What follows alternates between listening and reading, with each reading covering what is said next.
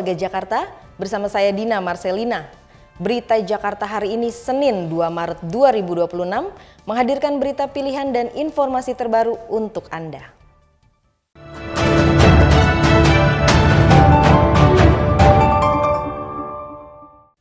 Warga Jakarta, sebelum kita ke berita utama berita Jakarta hari ini, dari meja redaksi telah kami siapkan 3 berita pilihan dari website beritajakarta.id berikut ini. Pemprov DKI Jakarta resmi membuka Jakarta Ramadan Festival. Program yang berlangsung hingga 31 Maret 2026 ini akan diisi pasar murah dan bazar, Jakarta Light Festival, dan Jakarta Festive Wonder yang diikuti oleh 101 pusat perbelanjaan, serta hotel dan lokasi wisata. Dalam program bertema Mudik ke Jakarta ini, warga bisa menikmati diskon belanja hingga 70%. Dalam rangka menyambut Hari Ulang Tahun Jakarta, Gubernur DKI Jakarta Pramono Anung berencana menggelar Haul Ulama Betawi di Monumen Nasional atau Monas. Kegiatan ini menjadi bentuk penghormatan atas jasa ulama dalam menjaga kesejukan ibu kota. Tak hanya itu, Pemprov DKI juga terus memperkuat sektor pendidikan dengan menambah jumlah sekolah swasta gratis serta memperluas layanan Trans Jabodetabek. Pemprov DKI Jakarta akan menggratiskan seluruh layanan transportasi publik pada Hari Raya Idul Fitri mendatang. Kebijakan ini bertujuan untuk memudahkan warga bersilaturahmi sekaligus menarik minat masyarakat agar tetap menikmati suasana Jakarta. Gubernur Pramono Anung berharap fasilitas ini dapat menggerakkan roda ekonomi tanpa harus terjebak kemacetan di luar kota. Informasi selengkapnya warga Jakarta bisa langsung kunjungi website beritajakarta.id, website berita resmi pemerintah Provinsi DKI Jakarta.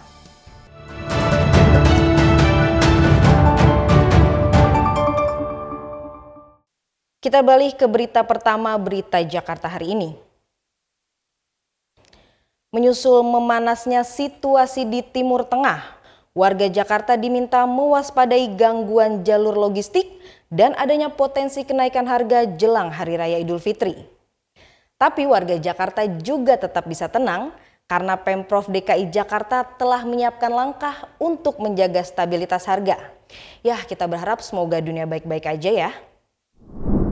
Dunia internasional kembali memanas usai Israel melancarkan serangan udara ke wilayah Teheran, Iran. Dampak konflik ini diprediksi akan dirasakan hingga ke Jakarta. Usai menghadiri acara buka puasa bersama di Pondok Pesantren Al-Hamid Cipayung, Jakarta Timur, Gubernur DKI Jakarta Pramono Anung mengungkapkan bahwa perang tersebut berpotensi mengganggu jalur transportasi dunia. Titik paling krusial adalah Selat Hormuz yang merupakan urat nadi distribusi energi dan logistik global. Kabar penutupan akses laut di selat tersebut oleh Iran menjadi ancaman nyata bagi rantai pasok barang yang bisa berujung pada lonjakan harga komoditas di pasaran. Bagaimanapun perang itu pasti akan memberikan dampak baik langsung maupun tidak langsung. Apalagi ini kan salah satu yang menjadi kekhawatirannya adalah perangnya itu di jalur transportasi dunia, termasuk Selat Hormuz dan sebagainya. Kalau ada apa-apa pasti akan menyebabkan kenaikan harga-harga dan juga menyebabkan supply chain-nya terganggu. Pramono meminta warga untuk tetap tenang dan bersama-sama menjaga kondusivitas terutama dalam menyambut momen Lebaran. Tahun ini, Jakarta mengusung tema Mudik ke Jakarta sebagai upaya menggerakkan roda ekonomi lokal. Tim Berita Jakarta melaporkan. Kita beralih ke berita selanjutnya. Warga Jakarta, udah dengar belum tentang penyalahgunaan hutan kota Cawang beberapa waktu lalu? Jadi ada warga yang merekam aksi sekelompok orang yang menerobos masuk hutan kota Cawang pada malam hari. Ngapain ya malam-malam ke hutan kota? Jadi hal ini juga mendapatkan perhatian serius dari Gubernur DKI Jakarta Pramono Anung yang langsung menutup seluruh akses dan meningkatkan pengawasan penyalahgunaan hutan kota. Apalagi sampai melakukan aksi tidak terpuji. Ramai di media sosial unggahan video yang memperlihatkan sejumlah pria memasuki area hutan kota Cawang di Jalan DI Panjaitan, Kebonpala, Jakarta Timur. Mereka diduga menyalahkan fungsi hutan kota di kawasan ini. Menanggapi hal tersebut, Gubernur DKI Jakarta Pramono Anung menginstruksikan Satpol PP untuk segera membersihkan dan menertibkan lokasi tersebut. Ia menegaskan seluruh taman dan hutan kota di Jakarta harus tetap aman dan berjalan sesuai fungsinya sebagai ruang publik. Selain penertiban, Pemprov DKI juga berencana memasang kamera pengawas atau CCTV di sejumlah titik rawan termasuk taman-taman yang beroperasi 24 jam guna mencegah terulangnya kejadian serupa. Ya kalau memang itu betul informasinya saya segera tidak lanjuti, saya akan meminta pada Satpol PP untuk bersihkan. Jakarta nggak boleh ada ruang tempat-tempat seperti itu. Semuanya akan kita perlakukan ya, termasuk nanti kami akan pasang CCTV. Sebagai langkah tanggap darurat, pemerintah Provinsi DKI Jakarta Timur telah menutup permanen 2 titik akses masuk menuju hutan kota Cawang. Penutupan dilakukan dengan cara dicor pada jalur-jalur yang sering digunakan pihak tidak bertanggung jawab untuk menyelundup masuk.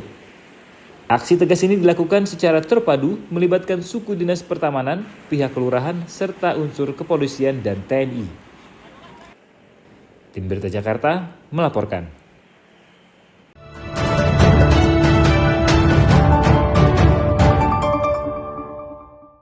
Kita ke segmen Info Jakarta. Kabar gembira nih buat warga Jakarta yang hobi membudidaya ikan pangan dan ikan hias.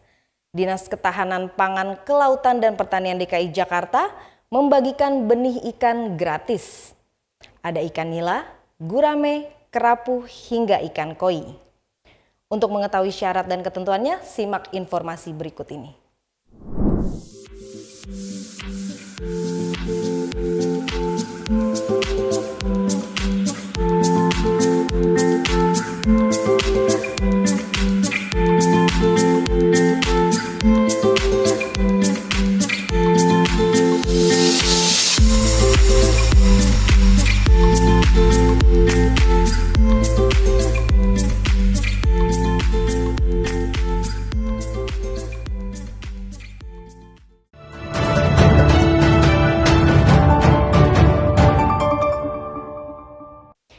Kita beralih ke informasi cuaca.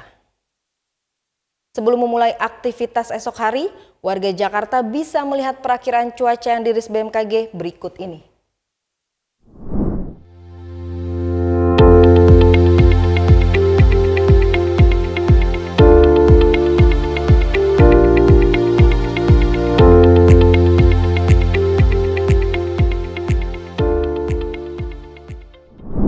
Warga Jakarta diminta tetap waspada terhadap segala perubahan cuaca. Demikian program Berita Jakarta hari ini. Saya Dina Marcelina dan tim redaksi yang bertugas pamit undur diri. Menyongsong 5 abad Jakarta, jati diri Indonesia, megapolitan dunia.